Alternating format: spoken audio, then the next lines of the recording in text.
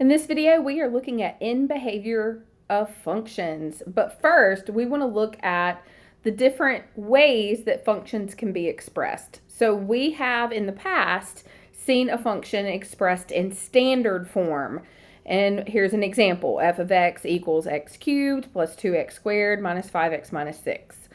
Now, we went through a whole process using synthetic division and factoring to get it into a factored form, like you see there, okay? And once you find those factors, you can then set those equal to 0 and find the zeros. So we've kind of done, if you go back and look at our other videos, we've done it up until this point, okay? Now, what we want to go forward with from here is taking this information and figuring out how does this apply to a graph, okay? So for zeros, remember that zeros are the y values equal 0. You're finding the x values. So they're the x values when the y values equal 0, okay? Also, when basically you set the function equal to 0 and solve, that's essentially what you're doing, is finding the x values when the y value is 0. But additionally, if we are thinking about graphing, then I can think of these as x values of the x-intercepts. And so they're x-intercepts because those y values are 0. So if you start plotting points and you have a y value of 0, you will always be on the x-axis. And so those points that are on the x-axis are called x-intercepts. So we could turn every one of these zeros into ordered pairs that are x-intercepts, with our x values being the zeros and our y values being the number 0. All of this is helpful to know how to graph this. But the other part of this is that tells us that what happens in the middle. We need what happens at the end of the graph, okay? Does it go on and on forever, and in what direction? That is what in behavior is. So we find information about the middle part of the graph from finding the zeros and the x-intercepts, but we need to know what happens at the end. So in behavior uses the leading term, and we have previously talked about the leading term. Okay. So for example, if you have this very first function that I have up here, that leading term would be that x cubed, right? And so that would be a positive x cubed. That information alone is enough to know what happens at the ends of the graph. So let's start off with two things that I've previously gone over. If you are just seeing this for the first time, then I'll try to make sure that I explain it well here as well. But the two things that we have seen already are leading terms which have an even degree. And by degree, I mean those exponents. So we would have, for example, a positive x squared or a negative x squared. So again, this would be like f of x equals, let's say, 5x squared plus blah, blah, blah, blah, blah, okay? And I'm saying squared here, but what I really mean is any even number. So this could be x to the 4th, x to the 6th, x to the 8th, and so forth. And the same thing here. These two in behaviors are going in opposite directions, okay? So positive tells me that my right side is going up, and even says that both sides are going up, okay? So even means that both sides are doing the same thing. It's going in the same direction. And again, we don't really know what happens here in the middle. Sometimes you'll see it drawn like this. Sometimes you'll just see it left blank. The middle stuff is where those zeros come in, okay? So if it's a positive leading term with an even exponent or degree, then your both ends are going up, okay? Now, if it's negative leading term with an even exponent or degree, then both sides are going down. They're both going down. So basically it makes it flip over, okay? And again, we don't know what happens in the middle. I'm just going to leave it as a blank area for right now. All right? So positive even, both up, negative even, both down. Now, let's talk about two we haven't talked about in the past, and this would be positive odd. So x to the 3rd or any odd power. I'm using third as an example here. Okay, or or and negative odd. So x to the third power or any odd number. So this actually applies even if that odd number is 1. So this would apply for linear equations, but it also applies for our cubics when that number is 3, but also to the 5th, to the 7th, all of that. Okay, any odd number. All right, so the pattern that's happening here is that your sign is telling your right side what to do. So if that's positive, the right side's going up. But the left side's not going to go up because that would be even, right? We just did that on that first example. So this odd is basically saying the other side is going to do the opposite. So if you flip odd over, it says opposite. So your sign tells your right side to go up. The left side does the opposite for the odd. Okay, so right side up, left side down. And then basically you have the reverse for the negative x cubed. The negative, again, this is still telling the right side what to do. Okay, so if the right side is negative, that means it's going down. And your left side's going up because that's opposite. So opposite of the right side. Okay, so the sign is always going to tell your right side what to do. So for example, in this first one here, we had positive, right side went up in the positive direction. Negative, for the next one, went down in the negative direction on the right side. Positive, up, negative, down. Okay, so then you're thinking even is the same, odd is the opposite. All right, okay. Let's put all this together and look at some standard form functions where we can see the leading term. So it's pretty clear with the standard form what the leading term is. When we get to the factored form, we got a little more work there. So let's look at our standard form first. Okay? All right. Our first example that we have here is we have f of x equals 2x cubed minus x squared. So first thing is identifying the leading term. Remember, they don't always have to be in order. It does happen to be in descending order in this case, but you're always looking for the highest exponent. So our highest exponent here is that 3. So 2x to the third is going to be our leading term. Okay, next, figure out your right side. That comes from the sign. The sign in the front is positive. So remember, if it's positive, it's going up on the right. And then look at your degree or your exponent. That's a 3, so it's odd. So we're doing the opposite of what we just did. So our right side's up, our left side's going to go down. So we're actually looking at like a case like that. Okay, see if I can move this down just a little bit so you can still see it. There we go. All right, now it's been a little bit since we talked about this, but let's talk about the notation here. As x goes to infinity, so this is saying right side, okay? Then this is asking, what do the y values do? That's going to be that up or down, okay? So if I'm looking at this example and I go to the right, my y values go up. So that's up to positive infinity. Okay, so this is basically x goes to infinity, that's right.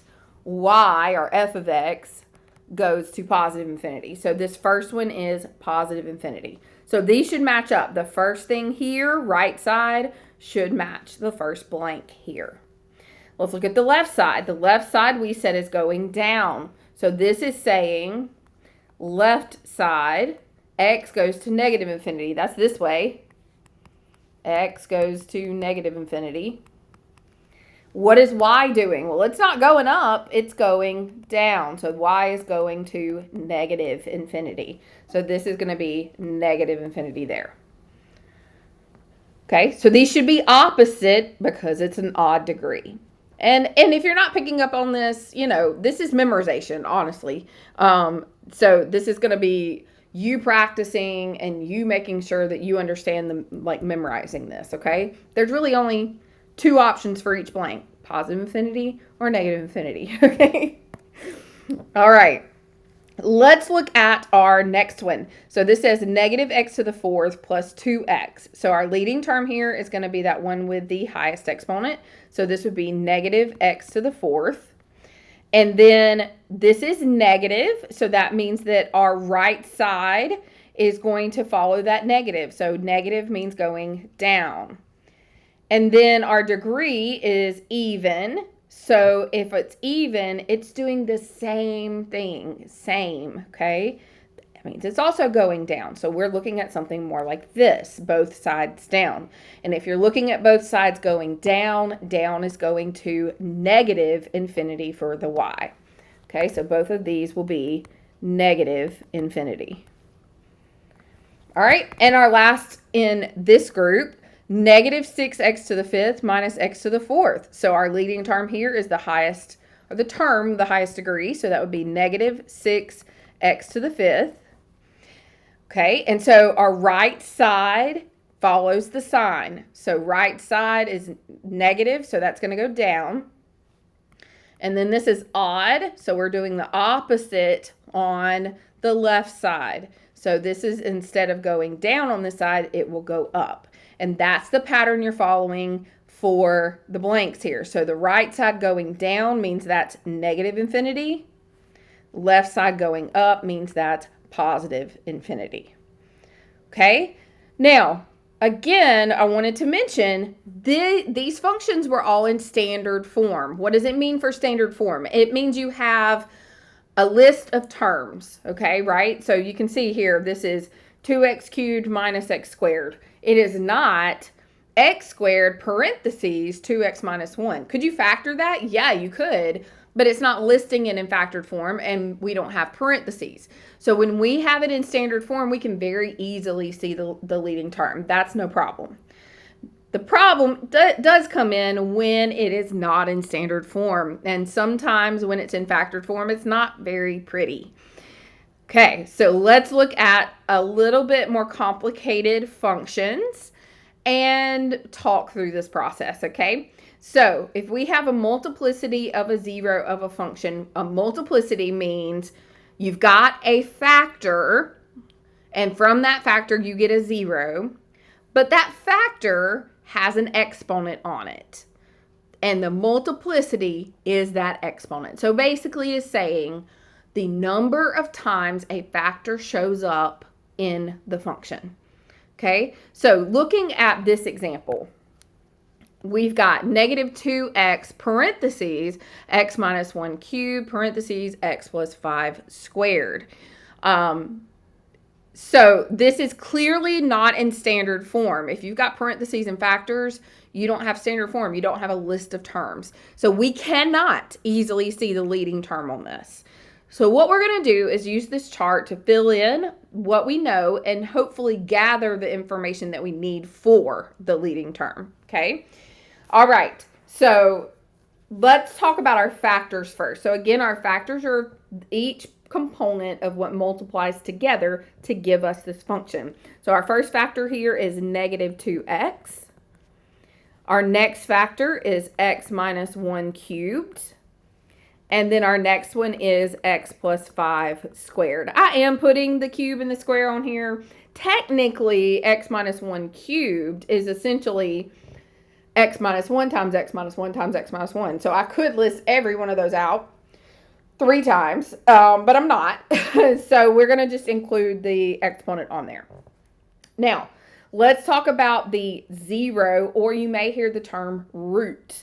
The zero or root of this factor would be setting it equal to 0 and solving. So if I have negative 2x equals 0, and I solve that, I can divide by negative 2, but I'm still going to have x equals 0. So we are looking for our x values here in this column.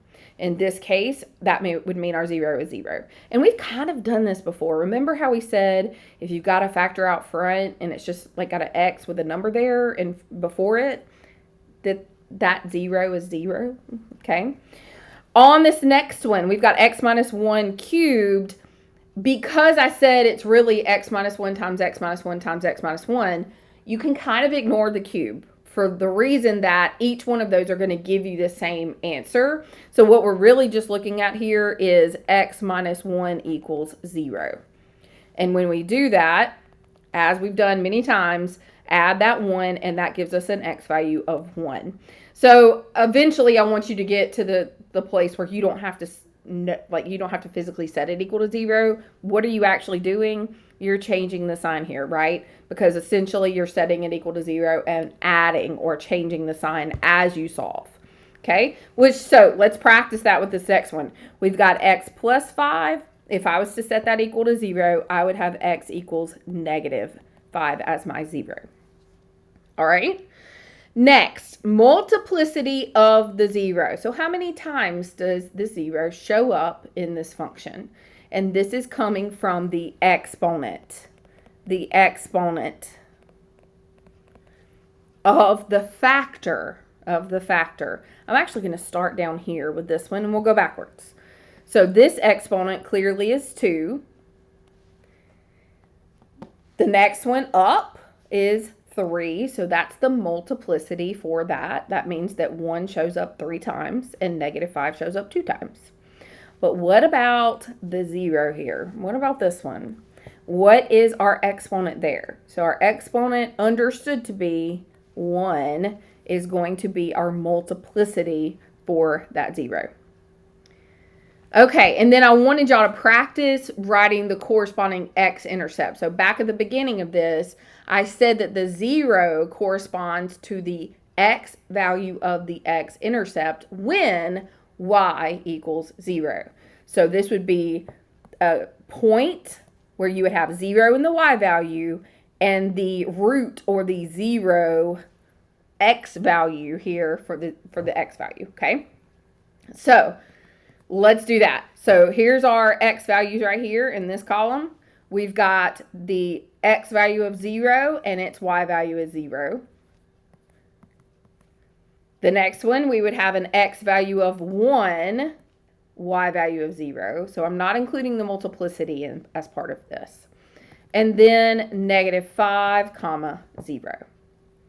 Okay, lastly with this, the whole point of us doing all of this is to eventually get to where we can graph it. This is just practice to get us to that place. But I do need to know what the leading term is. So in order to find the leading term, first I need to know what the degree of the whole function is.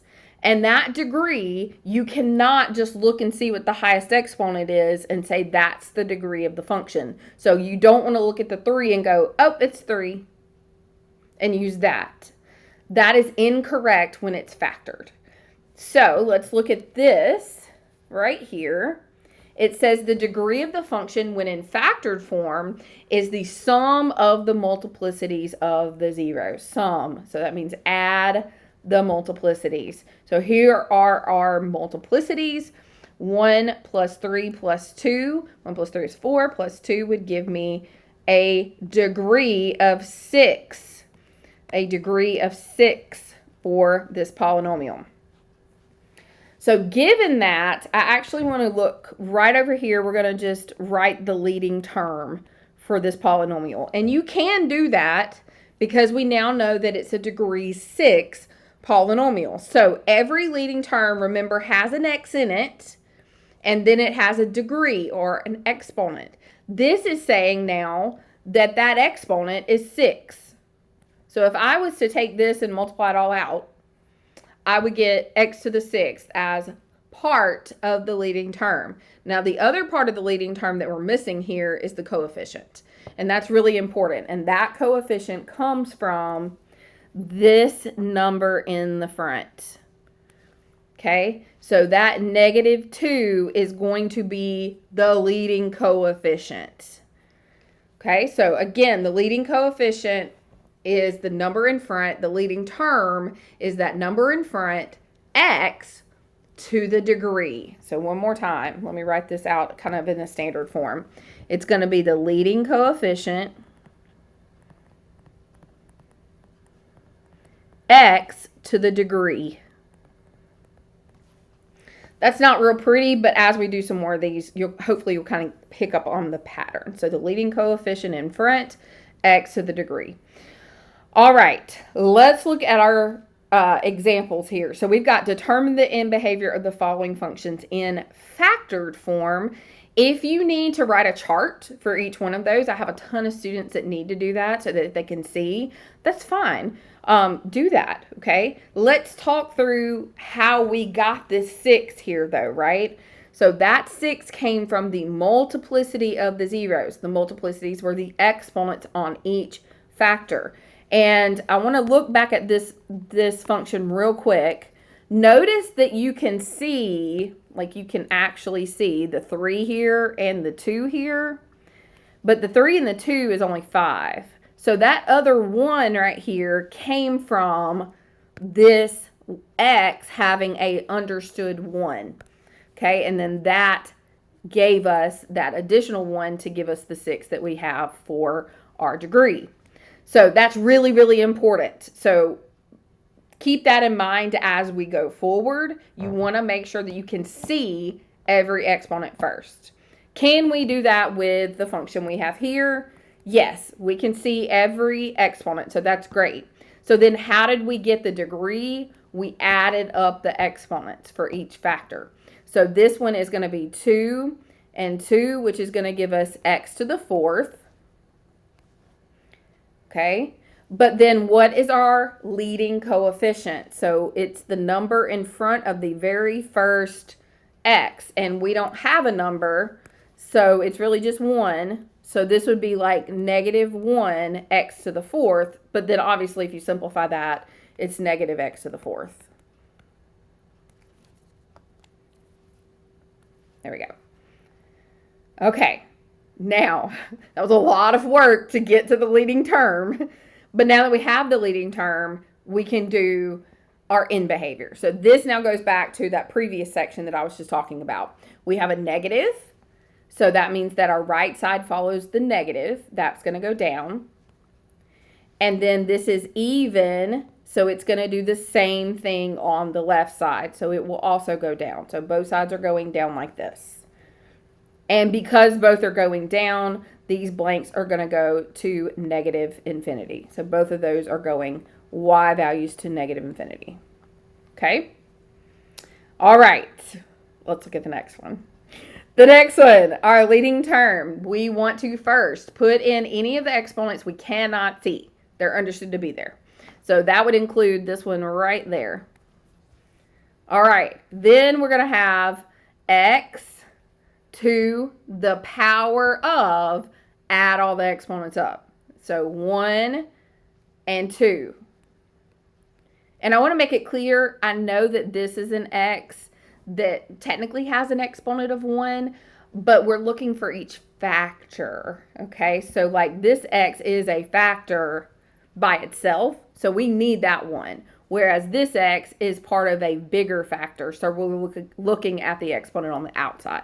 All right, so I hope that helps a little bit. So this would be x to the 3rd. And then what is our leading coefficient? That's going to be the number in front, which is technically just negative 1. So that means our leading term is negative x cubed. And now that we have that, we can do our end behavior. So end behavior, right side follows the sign. The sign is negative, so this is going to go down. Left side follows whether this is even or odd. So this is odd. That's going to do the opposite. So that means we're going to go up. So down tells me this goes to negative infinity, and up tells me this is going to go to positive infinity to go up. All right, and the last one in this set, we have 3 factors, and I don't see any exponents on this. So we have x minus 3, x plus 1, and x minus 2. I want to know what is this exponent for each one of these. And obviously, it's just understood to be 1. So this is a 1, this is a 1, this is a 1. So we know we've got x to the 1 plus 1 plus 1 is 3. Let's look at our leading term. Okay, well, I see nothing. I see nothing out there. That's okay. What is it nothing understood to be? It's really just understood to be a 1. So obviously this will just be a positive 1x cubed or just x cubed. Okay, so now we can do in behavior. We have a positive. Right side then is going to go up. And is this even or odd? This is an odd number, so we're going to do the opposite on the other side. So left side's going to go down. So we're kind of looking like this. Positive up, negative down. You're going to see this a ton. You're actually going to see it like this a ton, where it's 3 separate factors and the in behavior goes up on the right, down on the left. This is the typical cubic in behavior. Okay, all that said, if we're going up on the right, that's going to infinity, and down on the left goes to negative infinity. Okay, so take some opportunities to work through your homework and practice doing in behavior before going on to future problems.